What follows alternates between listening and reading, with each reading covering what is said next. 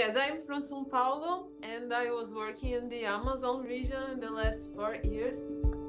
And we are talking about hope. So I will bring a bit about my journey also to you understand where my sources of hope are. And I, in first hand, apologize for my English not well trained also, but let's go. So I'm from São Paulo. It's one of the biggest cities of the world, and I grew up there missing nature. So when I have age and some money, I started to traveling the countryside of Brazil. And I was surprised because in many regions, I didn't find forestry. I find green deserts, sugarcane, eucalypto, soybean. But for other hand, I found forestry in other places and with communities connected to it. And that I eat a diversity of foods that I didn't eat in São Paulo. I know new fruits and I drink water from natural springs. So when after that experience, I understand the importance of the family farming for the food production and the environmental conservation. So I changed my professional. I left the graphic design and I started to study agroecology in the university. I enter in that study with high focus in these extension activities.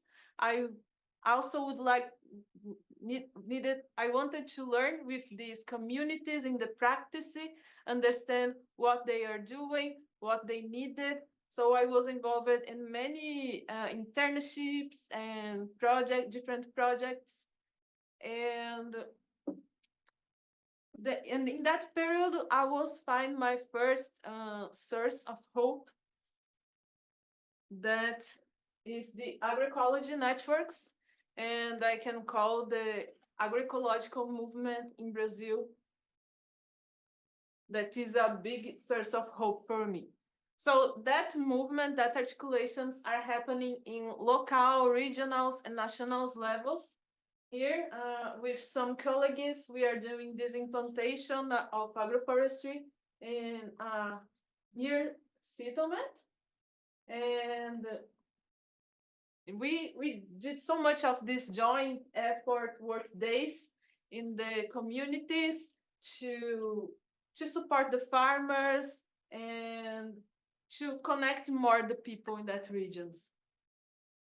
Here in the settlements, we organize this experience to bring people from the city to live with the farmers, because this topic in Brazil, this land topic, it's difficult because the dynamic of power in Brazil are really connected with the rural context and in this dynamics. So we have this concentrated power in politics. We have this great interest to explore in the exploitation of these natural resources.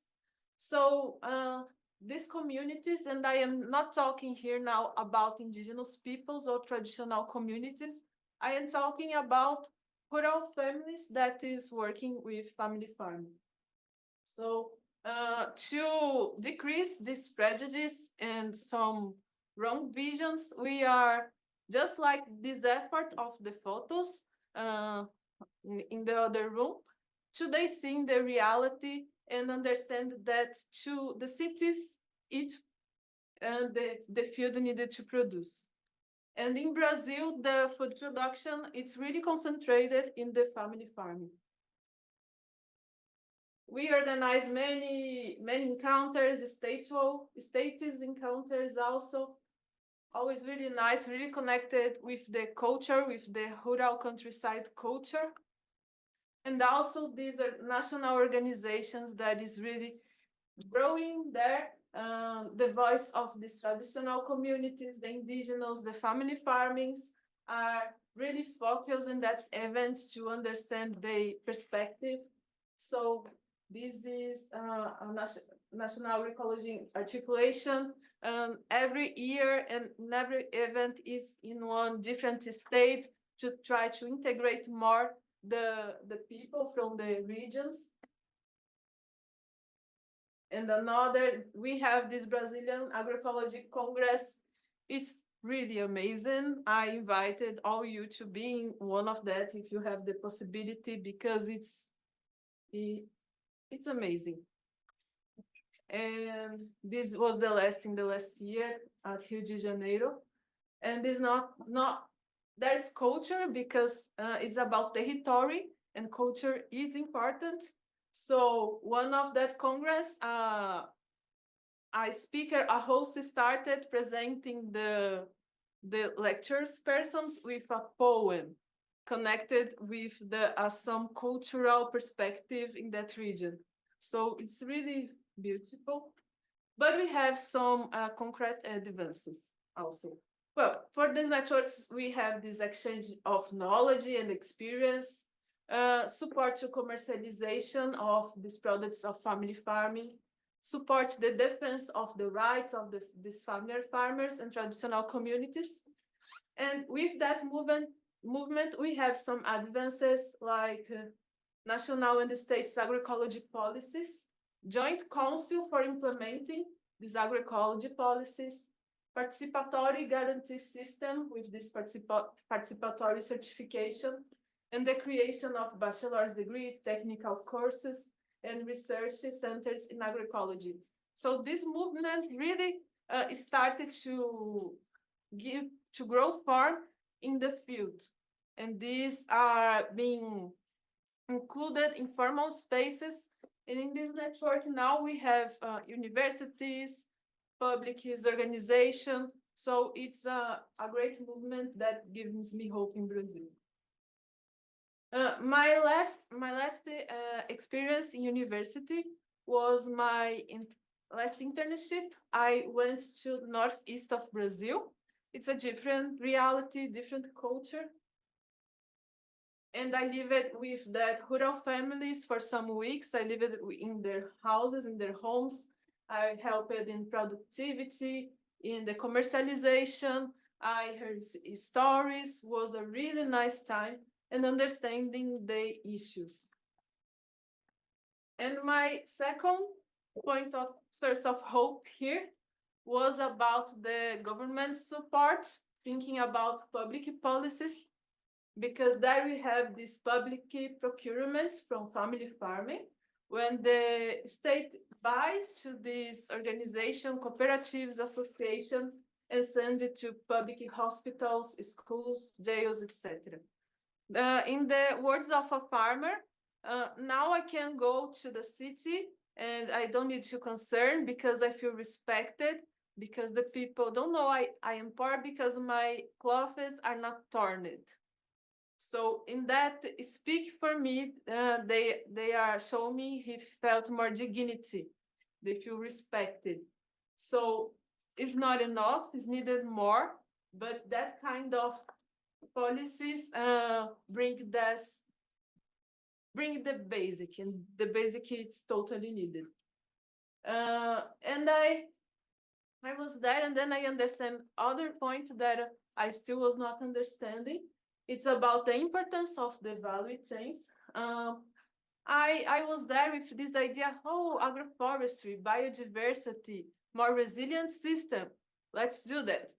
But what I saw there is just the families that have orange monocultures have some flexibility with their finances. Is that families that the youth could dream about going to the university or continue the formal studies. So, oh my God, I did not feel able to propose that kind of modification in the system. And this is because there we have this industry factory of orange juice, so that people could have money from that. So it's important thinking about short, medium, and long marketing channels. They produce food to sell in these local places, but this didn't generate a great income. The orange generate an okay income. So I understand is important we establish different value chains. Me, like extensionist or technical, I cannot, or me receiving money for some funding, it's not fair I go there to do an agroforestry if they cannot commercialize. And then when I graduated, I was invited to work in Amazon. Marcos show a bit of, I was remembered just where I was, but Amazon in that region of Brazil, composed by 9 states, this Amazonia legal Amazon, population about 25 millions of people, and I was specifically in that state of Pará, the gray region. There we have something about 8 millions of people, and the rural population a bit more than 2 million of people. So 2 million of people is not, it's too many people, it's not few people. So we are talking about indigenous, we are talking about ribeirinhos, quilombolas, but we are talking also about these family farmers. So the context of this place is a territory with historical violent agrarian conflicts. And the economy is based in Brazil nuts, wood, mining, cattle, all this happening in a legal and illegal way. And cacao is growing also. We have the highest presence of livestock is found in 80% of the farms, but with really low efficiency of production. In Amazon, we have these issues. It's about the great distance and the lack of infrastructure. The thing here is don't exist really a strategy to integrate these family farmers in the rural place of Amazon. One try was about this public policies connected with the cattle, but not worked. This was 30, 40 years ago. Not worked, is not sustainable. So we need to develop these strategies so that persons could be included. And I will talk a bit more deeply about that. Thinking about my work in regenerative agriculture in that region. I was invited to work when I graduated in that project from ICMBio, Projeto Agricultura de Conservação, Conservation Agriculture, and ICMBio means Chico Mendes Institute for Biodiversity Conservation. Chico Mendes was an activist murdered in 88 for protecting forests and the people. This is not an isolated case until these times. The ICMBio's main role is to manage federal conservation unities in general forestry areas in Brazil. I was working connected to that region of forest, something about 1 million of hectares. And I was working with the families around this region and that had spots. So I was working in Paraupebas, Marabá, and São Félix do Xingu County.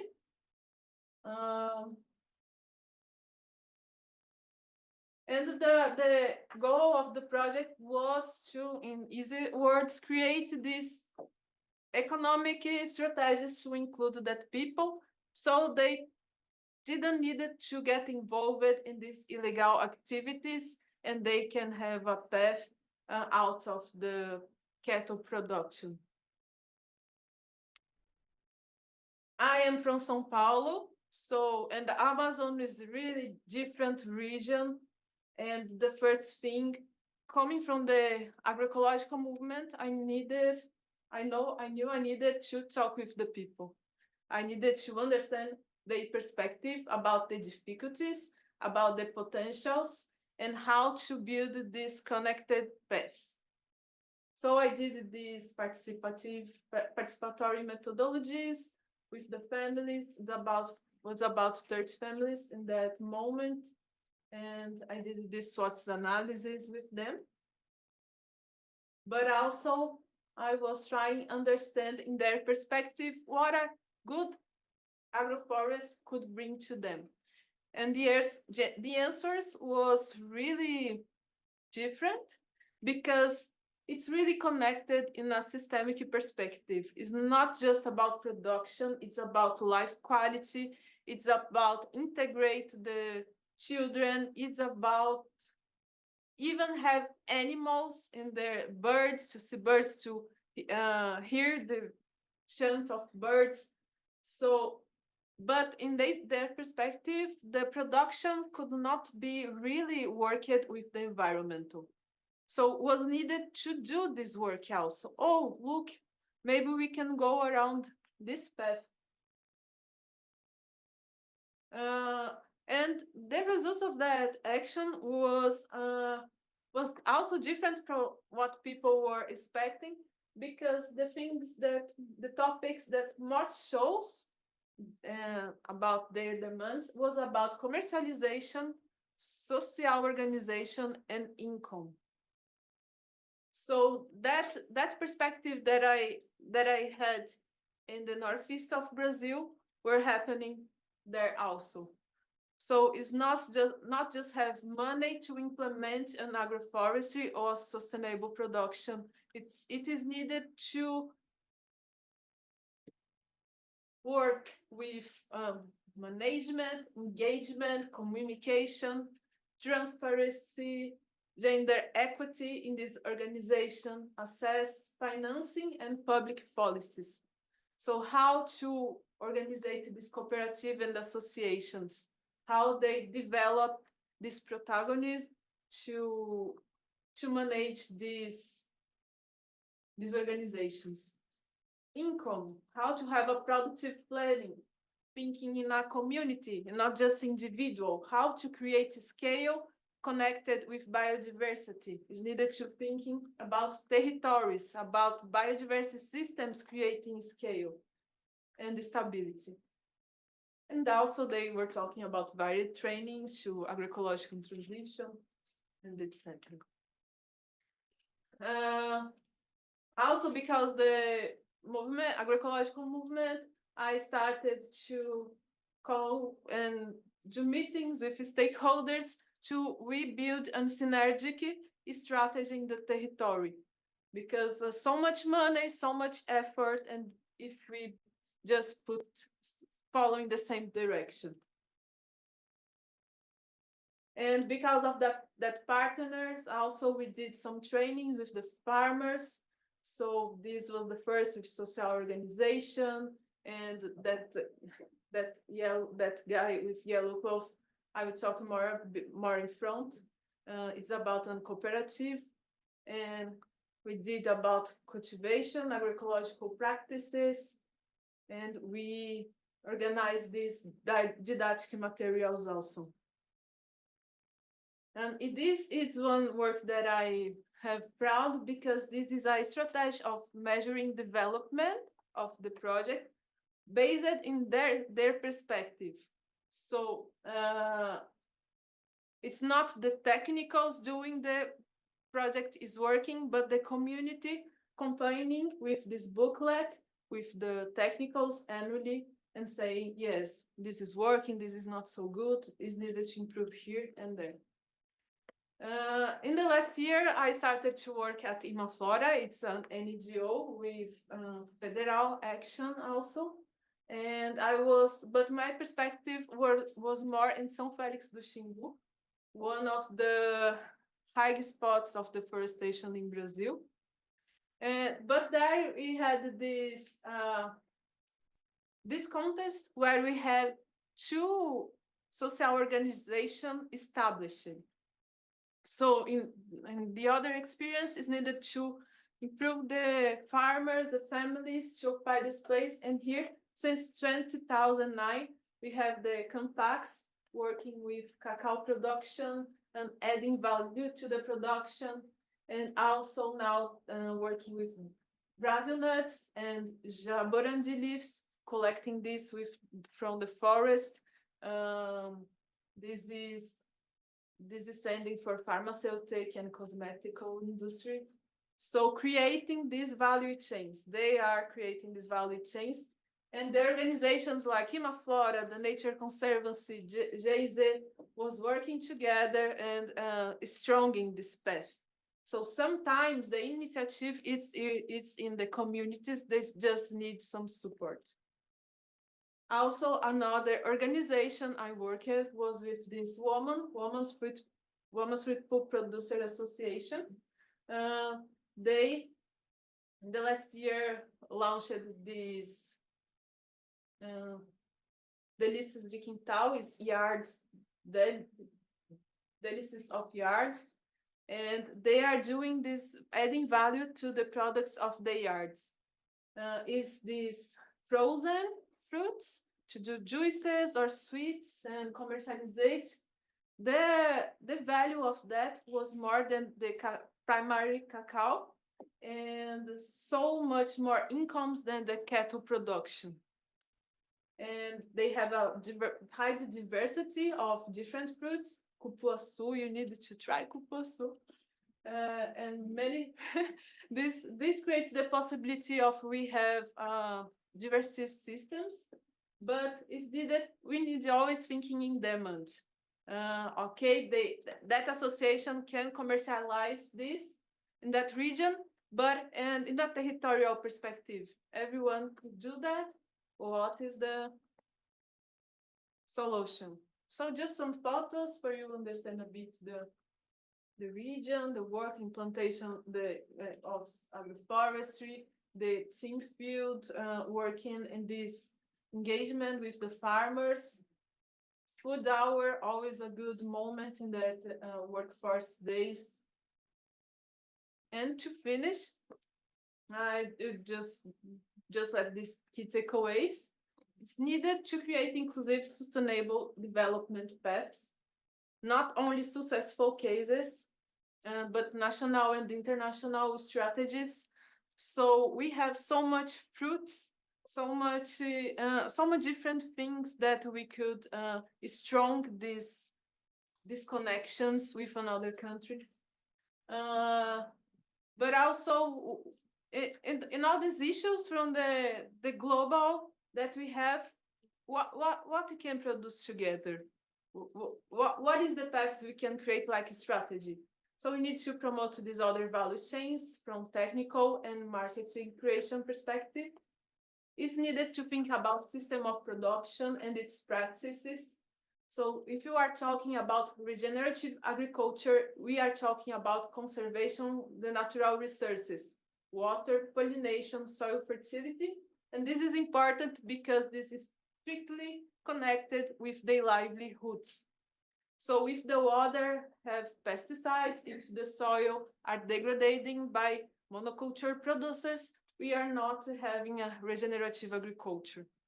And it's needed to have these networks and build these synergic solutions. So being a bit corny, here is also a source of hope for me, and being here talking about this reality. Thank you.